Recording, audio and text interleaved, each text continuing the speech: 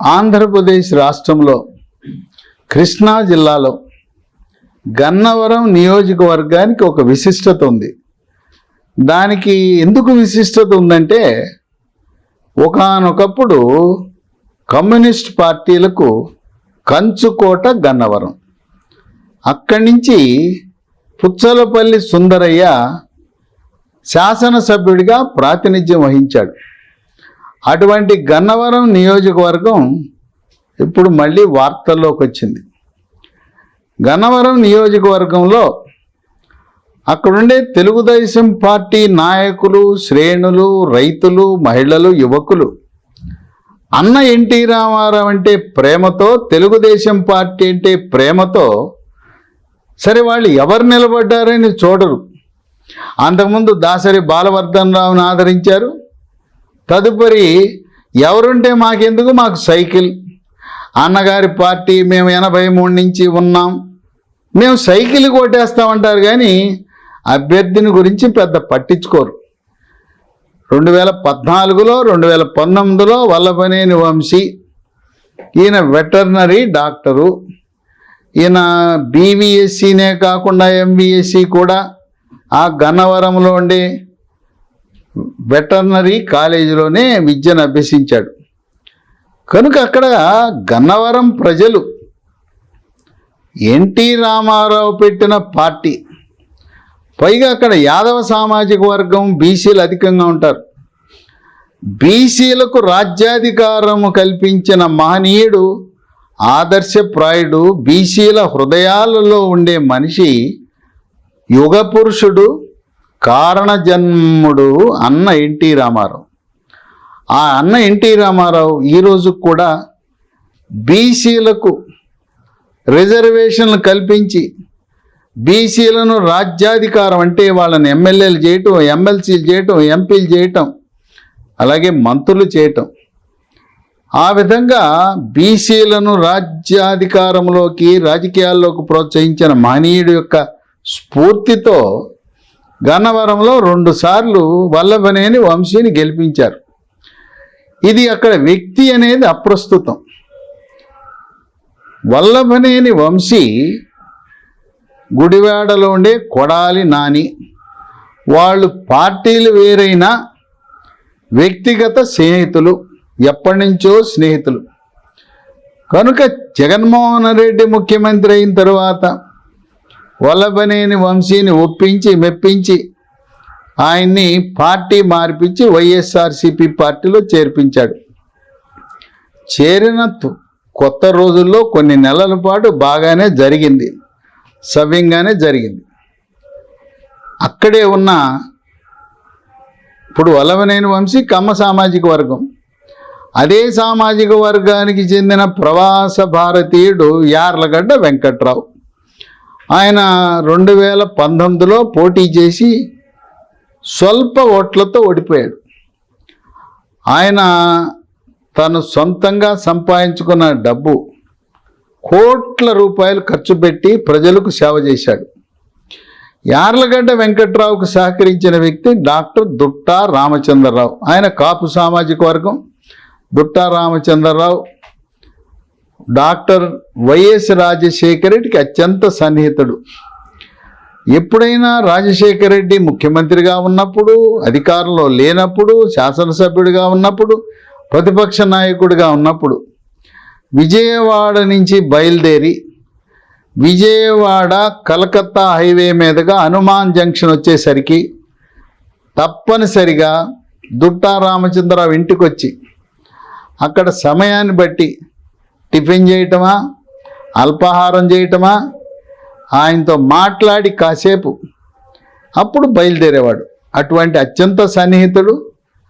అందువల్ల వైఎస్ రాజశేఖర రెడ్డి తరువాత జగన్మోహన్ రెడ్డికి తో కలిసి దుట్టా రామచంద్రరావు వైఎస్ఆర్సీపీ పార్టీలో ప్రవేశించాడు.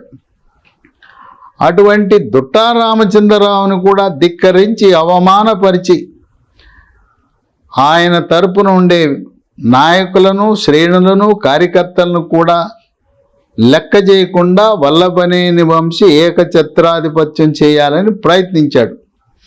అయితే దుట్టా రామచంద్రరావు, యార్లగడ్డ వెంకట్రావు ఇద్దరూ కూడా కలిసికట్టుగా వంశీ కాళ్లకు బంధం వేసి తమ ఆధిపత్యాన్ని ప్రదర్శించుకుంటూ నియోజకవర్గ ప్రజలకు సేవ చేస్తూ ఇక వ్యూహాత్మకంగా దుట్టా రామచంద్రరావు యొక్క సలహా మేరకు యార్లగడ్డ వెంకట్రావు తెలుగుదేశం పార్టీలో ప్రవేశించి ఎన్నికల్లో శాసనసభ్యుడిగా సైకిల్ గుర్తుపై పోటీ చేయబోతా ఉన్నాడు.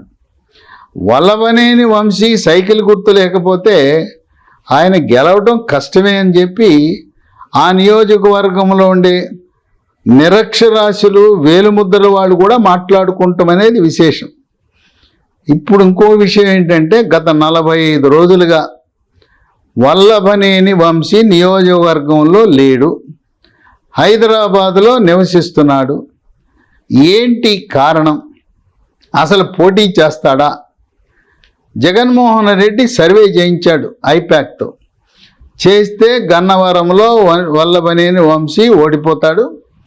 వాళ్ళు ఏం సలహా ఇచ్చారంటే వల్లభనేని వంశీని తీసుకెళ్ళి పెనమలూరులో పెట్టండి, పెనమలూరులో ఉన్న కొలుసు పార్థసారథిని తెచ్చి గన్నవరంలో పెట్టండి. గన్నవరంలో యాదవ సామాజిక వర్గం ఉన్నారు కనుక వల్లభనేని వంశీపై ఉన్న వ్యతిరేకత ఆయనకి గెలుపుకు దూరం చేస్తుంది. అందువల్ల పెనమలూరులో పెట్టమని సూచించారు. ఎప్పుడైతే కొలుసు పార్థసారథిని పెనమలూరు నుంచి గన్నవరం పొమ్మన్నారో ఆయన నేను వెళ్ళను అని పెనమలూరులోనే తెలుగుదేశం పార్టీ తరపున పోటీ చేయాలని అనుకున్నాడు. అవసరమైతే పెనమలూరు కాకపోతే నూజివీడు నియోజకవర్గంలో నుంచైనా కొలుసు పార్థసారథి పోటీ చేస్తాడు. అసలు కారణం ఏంటంటే ఆయన సీనియర్, మంత్రివర్గంలో స్థానం ఆశించాడు. మొదటిసారి పేర్ని నాని, కొడాలి నాని ఆయనకున్న సీనియారిటీ ముందు జూనియర్లు కాదు, సబ్ జూనియర్లు. రెండవసారి స్థానం కల్పించిన జోగి రమేష్ ఆయన కూడా జూనియర్ కూడా కాదు, సబ్ జూనియర్లు. అలాంటి వారికి మంత్రివర్గంలో స్థానం కల్పించి నేను రాజశేఖర్ రెడ్డి క్యాబినెట్లోనే మంత్రిగా పనిచేశాను, నా తండ్రి రెడ్డయ్య మచిలీపట్నం ఎంపీగా 1991లోనే రాజకీయం చేశాడు, నన్ను అవమానించారని మనసులో పెట్టుకుని తర్వాత కొలుసు పార్థసారథికి కొంత సమాచారం ఉంది. ఈసారి వైఎస్ఆర్సీపీ పార్టీ అధికారంలోకి రాదు, తెలుగుదేశం పార్టీ అధికారంలోకి వస్తుంది, జనసేన కలిస్తే బీజేపీ పొత్తు గెలుస్తుంది, గెలిస్తే చంద్రబాబు నాయుడు కొలుసు పార్థసారథి యాదవ సామాజిక వర్గాన్ని గౌరవించి మంత్రివర్గంలో స్థానం కల్పిస్తాడని పార్టీ మారి తెలుగుదేశం పార్టీ తరపున పోటీ చేస్తున్నాడు. ఇక ఇప్పుడు వల్లభనేని వంశీ పోటీ చేస్తే ఓడిపోతాడనే సమాచారం ఐపాక్ వాళ్ళు చెవులో జోరీలాగా పోరుతున్నారు జగన్మోహన్ రెడ్డికి. ఇక ఇప్పుడు వాళ్ళు తప్పనిసరి పరిస్థితుల్లో వేరే పేర్లు పరిశీలిస్తున్నారు. వల్లభనేని వంశీ 6 వారాలు 45 రోజులుగా నియోజకవర్గంలో కనపడటం లేదు. హైదరాబాదులో ఏం చేస్తున్నాడో ఎవరికీ తెలియదు. ఇప్పుడు ప్రత్యామ్నాయ పేర్లను పరిశీలిస్తూ వల్లభనేని వంశీని ప్రభుత్వం అధికారంలోకి వస్తే అప్పుడు ఏదైనా ఎమ్మెల్సీనో నామినేటెడ్ పదవిలో ఏదైనా చూద్దామని ఆలోచన చేస్తున్నారు. దీంట్లో 2 పేర్లు అక్కడే నియోజకవర్గ వైఎస్ఆర్సీపీ శ్రేణులు నాయకులు చర్చించుకుంటున్నారు. మొదటిది దుట్టా రామచంద్రరావు కుమార్తె, అక్కడ దుట్టా సీతా మహాలక్ష్మి. ఆమె అయితే బాగుంటుంది, ఆమె అయితే గట్టి పోటీ ఇవ్వగలదు యార్లగడ్డ వెంకట్రావుకి. యార్లగడ్డ వెంకట్రావు కమ్మకుమల్ కులం, దుట్టా రామచంద్రరావు కాపు ఓట్లన్నీ చీల్చొచ్చు అని మాట్లాడుకుంటున్నారు. కానీ దుట్టా రామచంద్రరావు ధర్మరాజుల కొన్ని నీతి సూత్రాలకు ధర్మానికి కట్టుబడి ఉంటాడు. జగన్మోహన్ రెడ్డి చెప్పేదేమో మాట తప్పను మడమ తిప్పను అంటే ఆయన ముఖ్యమంత్రి అయిన తర్వాత ఒక్క మాట కూడా చెప్పింది చేయలా. మడమ తిప్పనన్నాడు, తిప్పిందే మడమే తిప్పాడు.